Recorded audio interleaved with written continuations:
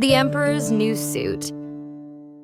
Many, many years ago lived an emperor who thought so much of new clothes that he spent all his money in order to obtain them.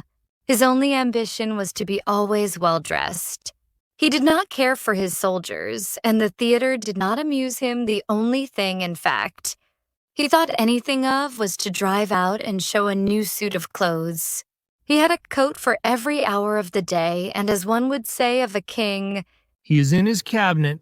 so one could say of him, "The emperor is in his dressing room." The great city where he resided was very gay. Every day, many strangers from all parts of the globe arrived. One day, two swindlers came to this city. They made people believe that they were weavers and declared they could manufacture the finest cloth to be imagined.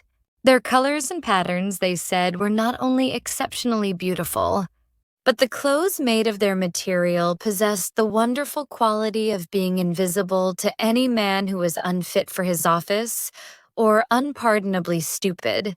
"That must be wonderful cloth," thought the emperor.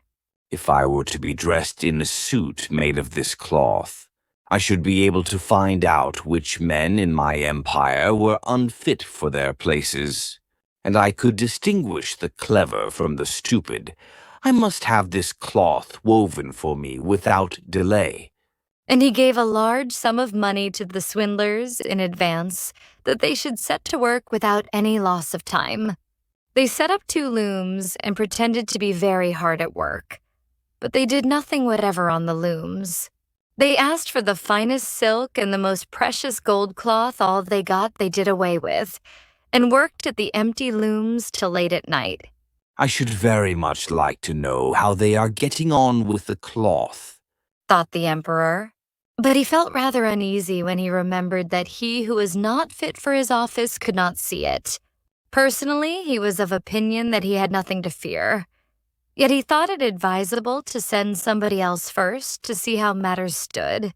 Everybody in the town knew what a remarkable quality the stuff possessed, and all were anxious to see how bad or stupid their neighbors were.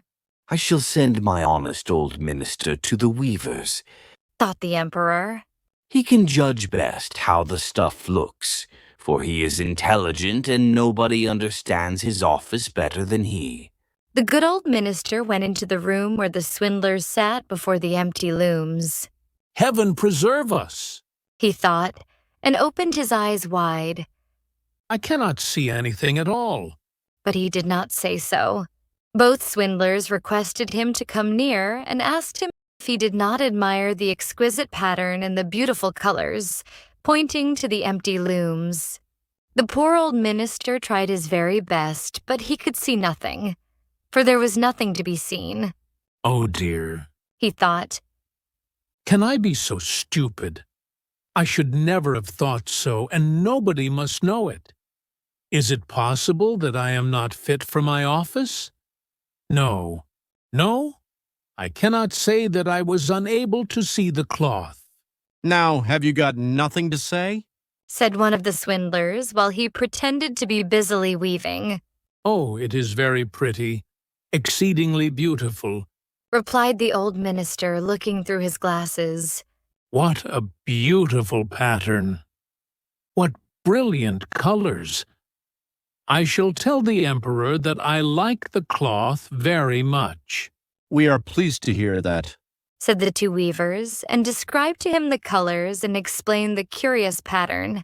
The old minister listened attentively, that he might relate to the emperor what they said, and so he did. Now the swindlers asked for more money, silk and gold cloth, which they required for weaving. They kept everything for themselves, and not a thread came near the loom, but they continued, as hitherto, to work at the empty looms. Soon afterwards, the emperor sent another honest courtier to the weavers to see how they were getting on, and if the cloth was nearly finished. Like the old minister, he looked and looked but could see nothing, as there was nothing to be seen. "Is it not a beautiful piece of cloth?" asked the two swindlers, showing and explaining the magnificent pattern, which, however, did not exist. "I am not stupid," said the man. It is therefore my good appointment, for which I am not fit. It is very strange, but I must not let anyone know it. And he praised the cloth, which he did not see, and expressed his joy at the beautiful colors and the fine pattern. It is very excellent. He said to the emperor. Everybody in the whole town talked about the precious cloth. At last, the emperor wished to see it himself while it was still on the loom. With the number of courtiers, including the two who had already been there, he went to the two clever swindlers, who now worked as hard as they could, but without using any thread. Is it not magnificent? Said the two old statesmen who had been there before. Your Majesty must admire the colors and the pattern.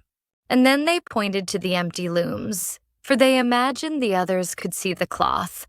What is this? Thought the emperor. I do not see anything at all. That is terrible. Am I stupid? Am I unfit to be emperor? That would indeed be the most dreadful thing that could happen to me. Really? He said, turning to the weavers. Your cloth has our most gracious approval. And nodding contentedly, he looked at the empty loom, for he did not like to say that he saw nothing. All his attendants who were with him looked, and although they could not see anything more than the others, they said, like the emperor, "It is very beautiful," and all advised him to wear the new magnificent clothes at a great procession which was soon to take place. It is magnificent, beautiful, excellent, one heard them say. Everybody seemed to be delighted, and the emperor appointed the two swindlers imperial court weavers. The whole night previous to the day on which the procession was to take place, the swindlers pretended to work and burned more than 16 candles. People should see that they were busy to finish the emperor's new suit. They pretended to take the cloth from the loom and worked about in the air with big scissors, and sewed with needles without thread, and said at last, The emperor's new suit is ready now. The emperor and all his barons then came to the hall. The swindlers held their arms up as if they held something in their hands and said, These are the trousers. This is the coat. Here is the cloak. and so on. They are all as light as a cobweb, and one must feel as if one had nothing at all upon the body. But that is just the beauty of them. Indeed. Said all the courtiers, but they could not see anything, for there was nothing to be seen. Does it please your Majesty now to graciously undress, Said the swindlers. that we may assist your Majesty in putting on the new suit before the large looking-glass? The emperor undressed, and the swindlers pretended to put the new suit upon him, one piece after another. And the emperor looked at himself in the glass from every side. How well they look. How well they fit. Said all. What a beautiful pattern. What fine colors. That is a magnificent suit of clothes. The master of the ceremonies announced that the bearers of the canopy, which was to be carried in the procession, were ready. I am ready. Said the emperor. Does not my suit fit me marvelously? Then he turned once more to the looking-glass, that people should think he admired his garments. The chamberlains who were to carry the train stretched their hands to the ground, as if they lifted up a train and pretended to hold something in their hands. They did not like people to know that they could not see anything. The emperor marched in the procession under the beautiful canopy, and all who saw him in the street and out of the windows exclaimed, Indeed, the emperor's new suit is incomparable. What a long train he has. How well it fits him. Nobody wished to let others know he saw nothing, for then he would have been unfit for his office or too stupid. Never emperor's clothes were more admired, But he has nothing on at all. said a little child at last. Good heavens, listen to the voice of an innocent child. Said the father, and one whispered to the other what the child had said. But he has nothing on at all. Cried at last the whole people. That made a deep impression upon the emperor, for it seemed to him that they were right. But he thought to himself, Now I must bear up to the end. and the chamberlains walked with still greater dignity, as if they carried the train which did not exist.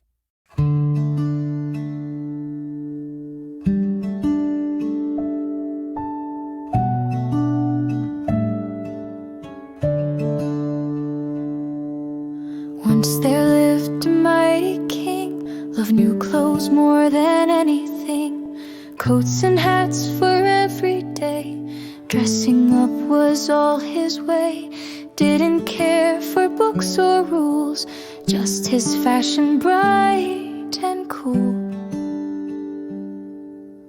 Then two strangers came to town, said our cloth has great renown. If you're smart, you'll see it shine. Fools see nothing in this line. King was thrilled and paid them gold. Make me clothes so brave and bold. Weavers worked from dawn till night, but the looms were empty, what a sight. Ministers came, looked with fear, saw no cloth but lied sincere. No one dared to say the truth, there is nothing here, forsooth.